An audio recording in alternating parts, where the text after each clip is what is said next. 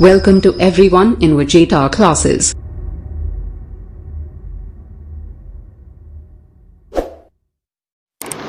Hello दोस्तों, कैसे हैं आप सभी को स्वागत करते हैं। तो आइए आज मैं आप लोगों को मैनेजमेंट का क्वेश्चन बैंक लेकर के आया हूं जो 2019 में पूछे गए हैं। जस्ट वही क्वेश्चंस हैं।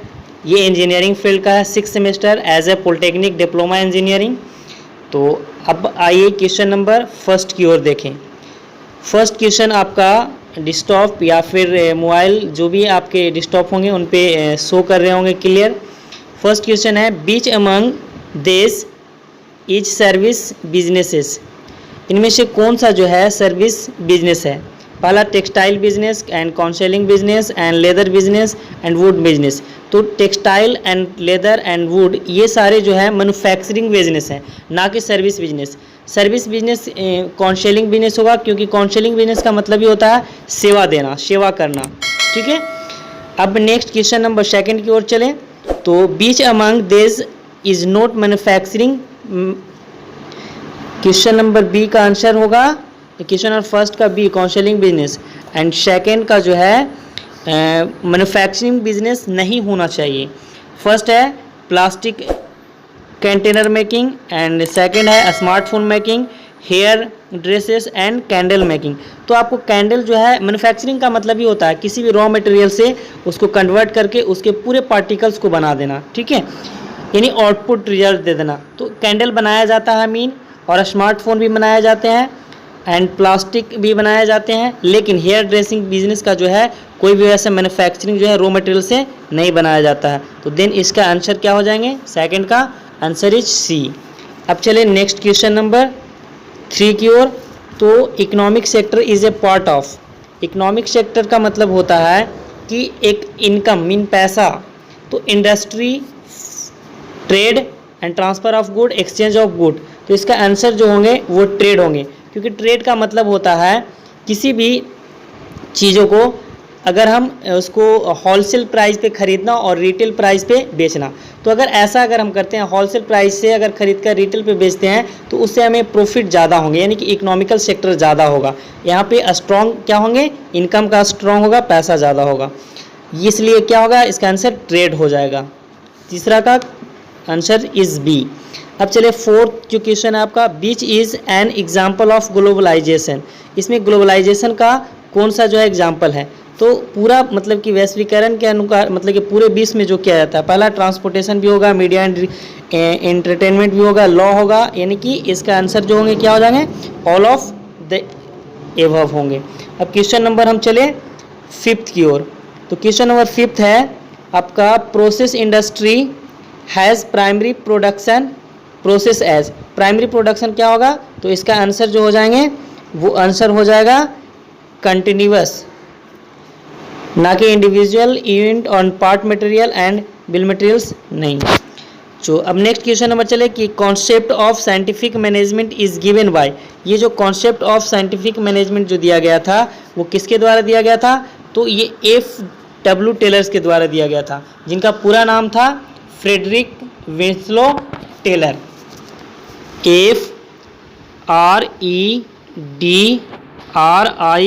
FREDRICK Winslow, WINSLOW and Taylor. Taylor का तो स्पेलिंग आप लोग को दिख ही रहा है यहाँ पे, TAYLO। अब क्वेश्चन नंबर फिफ्थ की ओर चले, 6। तो 14 principle of management are given by. 14 principle जो मैनेजमेंट दिया गया था वो किनके द्वारा दिया गया था? तो ये जो दिया गया था वो हेनरी फुएल के द्वारा दिया गया था। इसका आंसर क्या हो जाएंगे? D. Answer is D. 14 principle management किनके द्वारा दिया गया था? तो हेनरी फुएल्स के द्वारा दिया गया था। क्वेश्चन नंबर अगर चले हम 8 की ओर। तो what is the maximum number of required in sole proprietorship. Proprietorship का मतलब ही होता है कि किसी भी कंपनी या फिर ऑर्गेनाइजेशन को ऑपरेट जो है अगर सिंगल पर्सन के द्वारा किया जाता है तो वो क्या कहलाता है? प्रोप्राइटरशिप कहलाता है। इसका आंसर क्या हो जाएगा? सिंगल पर्सन के द्वारा, एक पर्सन के द्वारा क्या किया जाता है? ऑपरेट किया जाता है। तो 8 का आंसर क्या हो जाएंगे? B is 1। अब क्वेश्चन नंबर नेक्स्ट की ओर चले। नाइन्थ क्वेश्चन नंबर, 8 तक हम लोग कवर कर चुके हैं। 9th आपका है कि partnership firm must be registered under, मतलब कि जो पार्टनरशिप जो होता है वो किसके द्वारा मतलब कि रजिस्टर्ड किया जाता है। तो पहला इसका पार्टनरशिप एक्ट। पार्टनरशिप का मतलब क्या होता है? पार्टनरशिप का मतलब किसी भी चीज़ को साझा करना है, मतलब कि किसी भी कंपनी को ऑपरेट जो करते हैं वो 2 या 2 से अधिक व्यक्तियों के द्वारा किया जाता है, ठीक है। तो ये किस एक्ट के द्वारा होता है, किस कला के द्वारा होगा? तो पार्टनरशिप के ही द्वारा होगा। आंसर क्या हो जाएगा आंसर इसको? आंसर इज ए होगा। अब क्वेश्चन नंबर चले हम 10th की ओर। The sole partnership is the best one, mean कहने का मतलब एकांकी जो बिजनेस किया जाता है, एक व्यक्ति के द्वारा बिजनेस किया जाता है, वो उनके लिए बेस्ट कौन सा होंगे, अच्छा कौन सा होंगे? पहला कि नो कैपिटल इज इन्वेस्टेड, मतलब कहने का मतलब कि उसमें पूंजी नहीं वेस्ट किया जाए। दूसरा है कि फ्यू कैपिटल, मीन कम पैसा लगाया जाए। उसमें सी है ज़्यादा लगाया जाए। वर्क एरिया नहीं। तो इसका आंसर जो होगा वो क्या होना चाहिए? अगर कम पूंजी लग करके अगर हम किसी भी ऑर्गेनाइजेशन को अगर ऑपरेट करते हैं तो हमारे लिए आसान होगा, क्योंकि एक व्यक्तियों के लिए कम पैसा वाला जो है कोई भी कंपनी हम ऑर्गेनाइज करते हैं या ऑपरेट करते हैं तो वो क्या होंगे? बेस्ट होंगे। तो आंसर इज बी होगा सोल प्रोप्राइटरशिप का। अब नेक्स्ट क्वेश्चन नंबर चले तो 9th क्वेश्चन है कि everyone is organisation should have, मतलब कि कोई भी ऑर्गेनाइजेशन जो होते हैं उनमें क्या होना चाहिए, कितने बॉस होना चाहिए? अगर ज़्यादा, एक से अधिक ज़्यादा बॉस रहेंगे तो वो सही से नहीं चल पाएंगे। तो मैक्सिमम जितने भी अच्छे मतलब कि जो प्रोमोटेड ऑर्गेनाइजेशन होते हैं उनमें बॉस की ज़रूरत कितने होते हैं? एक होते हैं। नॉर्मल सी बात, कॉमन सेंस। इसमें ऑर्गेनाइजेशन में कितने मतलब कि होना चाहिए बॉस? तो 1 बॉस होना चाहिए। Answer is a. अब क्वेश्चन नंबर ए, अगर हम 12 की ओर चलें तो what is insure by functional organisation efficiency या फिर standardisation of operation and division of labour, all of the above. इसका आंसर जो हो जाएगा क्या हो जाएगा? ऑल ऑफ द एबव हो जाएगा। मीन इनमें से सभी जो है क्या होते हैं कि कार्यात्मक संगठन द्वारा दी जाती है। मीन कहने का मतलब उच्चतर क्षमता वाले भी और संचालन मान्य करनी भी, श्रम विभाजन, सारे सभी लोग का मतलब जो है क्रियात्मक संगठन, मतलब कि सब कोई जो है अपने अपने जो है काम करने का जो है संगठन करते हैं, समूह बनाते हैं, ठीक है। मतलब कि जिसके पास ज़्यादा क्षमता होगा एक वही तो नहीं, ऐसा नहीं है कि मतलब कि लोग संगठन बनाएगा, सारे लोग संगठन बनाएंगे, ठीक है। श्रम विभाजन वाले भी, संचालन करने वाले भी और उच्चतर क्षमता वाले भी। अब क्वेश्चन नंबर नेक्स्ट की ओर चले तो क्वेश्चन नंबर नेक्स्ट जो है आपका which technique of project management developed in Japan. तो जापान में क्या हो जाएगा? कैजिन। इसका आंसर क्या हो जाएगा? Answer is C. मीन कहने का मतलब कि जो प्रोजेक्ट मैनेजमेंट जो है डेवलप किया गया है जापान में, उसका क्या नाम है? कैजिन नाम है। अब क्वेश्चन नंबर नेक्स्ट की ओर चले तो आपका बीच एमंग देज is not sure of requirement. Requirement का जो है वो सोर्स नहीं है, ठीक है। सोर्स रिक्वायरमेंट नहीं है। पहला एडवर्टाइजमेंट, दूसरा employ exchange and consultancy and social media. तो इसका होगा एम्प्लॉय एक्सचेंज होगा। आंसर इज क्या होना चाहिए? बी आंसर होगा, ठीक है। आंसर इज बी, क्योंकि सोर्स ऑफ रिक्वायरमेंट, अब अगर बात करें हम कि एडवर्टाइजमेंट जो होता है यानी कि प्रचार प्रसार करना, कंसल्टेंसी मतलब कि एक दूसरे से संपर्क करके जो है किसी चीज़ में जाना, या फिर सोशल मीडिया के द्वारा, तो ये सारी चीज़ जो है एडवर्टाइज किया जाता है। इससे हम बल्कि किसी भी भर्ती का माध्यम नहीं है। क्या इसका माध्यम हो सकता है? अगर मान लिया कोई भी अगर आप रोज़गार करते हैं या फिर कोई भी मतलब कि ज्वाइनिंग अगर किसी भी कंपनी में वर्क करते हैं तो उसके लिए क्या होना चाहिए कि रोज़गार एक्सचेंज। मीन कहने का मतलब कि प्रमोशन होता है। अगर एक वर्क आप किए एक कंपनी में अगर इस पोजीशन किसी भी पोजीशन पे वर्क कर रहे हैं, उससे अगर आप उसका अगर सक्सेसफुल हो गए हैं तो उसका प्रमोशन होगा, यानी कि प्रमोट करके रोज़गार एक्सचेंज कर सकते हैं। तो इसका आंसर क्या होना चाहिए? बी आंसर होगा। अब अगर हम क्वेश्चन नंबर नेक्स्ट की ओर चले 15, who gives the motivation theory of hygiene. तो मोटिवेशन थ्योरी ऑफ हाइजीन जो दिया गया है वो किसके? हर्ट्ज़बर्ग के द्वारा दिया गया है। इनका पूरा नाम जो है आंसर बी होगा। इनका पूरा नाम जो है वो फ्रेडरिक लेविंग हर्ट्ज़बर्ग है। FREDRICK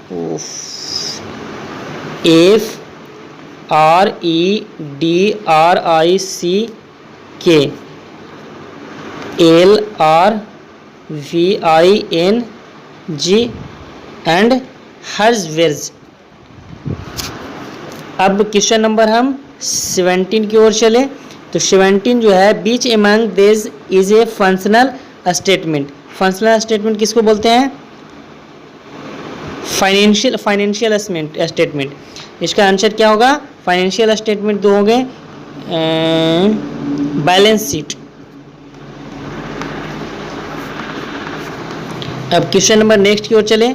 तो which author developed theory XY motivational. XY motivation theory जो किया गया था MC ग्रेगर के द्वारा किया गया है। इनका भी पूरा नाम जो है, आंसर क्या होगा? MC ग्रेगर, जिनका पूरा नाम जो है वो डबल्स MC ग्रेग्स है, यानी कि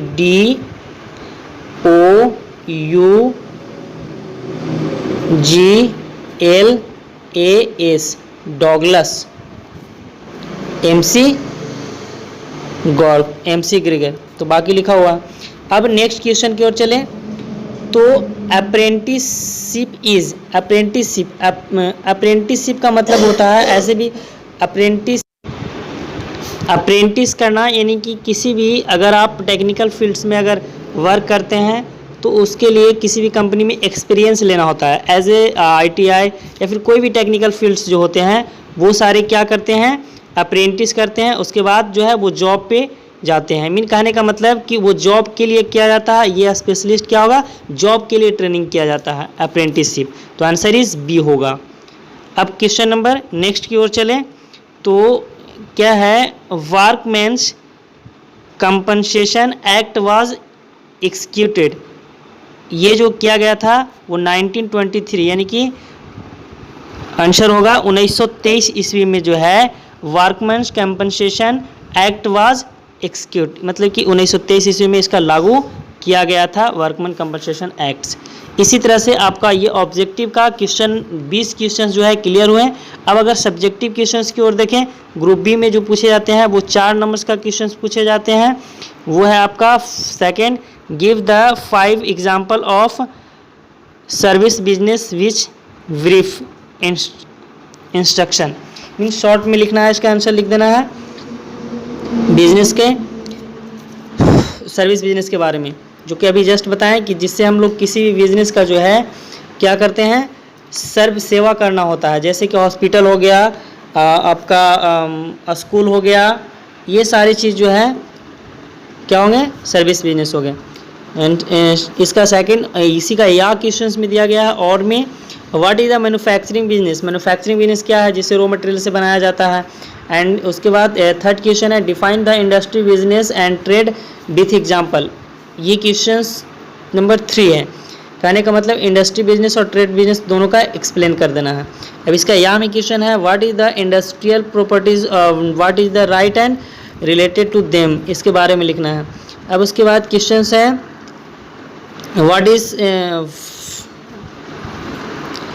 व्हाट आर द पॉजिटिव और negative impact of globalisation in India. Mean India में जो है ग्लोबलाइजेशन से क्या बताना है? इसको सकारात्मक मतलब क्या जो है नुकसान और क्या फ़ायदा है, एडवांटेज और डिसएडवांटेज लिख सकते हैं। एंड क्वेश्चन है इसी का example, explain in 10-15 sentence about the engineering industry. Engineering industry के बारे में लिख देना है। क्वेश्चन नंबर ये 4 था।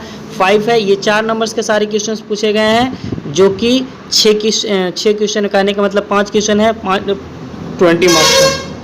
Explain in very basic principle of managements and difference management and advertisement, what is the difference between them, इन दोनों के बारे में लिखना है। एंड 6 है, what is departmentation and why is it is needed. Explain the source of requirements. Group C, ये long question है 6 मार्क्स का। 7, what is the principle must be followed in delegation of on power. इसी का या question, what are the advantage and disadvantage of centralisation and decentralisation of authorities. And question number 8 है, what do you understand by HR planning and what are the main function? Question number 9. What is the motivation and explain Maxwell theorem of motivation? And है what is benefits are provided to workers under ESI Act 1948? And 10 question है what is the mean by the budget? Explain the different type of budget. budget कितने प्रकार के होते हैं, ये सारे kinds इसके बारे में लिख देना. एंड क्वेश्चन इसी का यह है what is the process of material purchase in an organisation, discuss it step. Question number 11 है what is project formulation and what are the elements of project formulation. ये रहा लास्ट क्वेश्चंस का last का. या what do you understand by PERT, बोल सकते हैं PERT. What are its advantage and disadvantage. ये रहा आपका क्वेश्चन बैंक था, क्वेश्चन पूछे गए 2019 का. तो ये है आपका द ओवरऑल क्वेश्चन बैंक. आप चाहें तो स्क्रीनशॉट कर सकते हैं. And that's so and thank you, bye bye.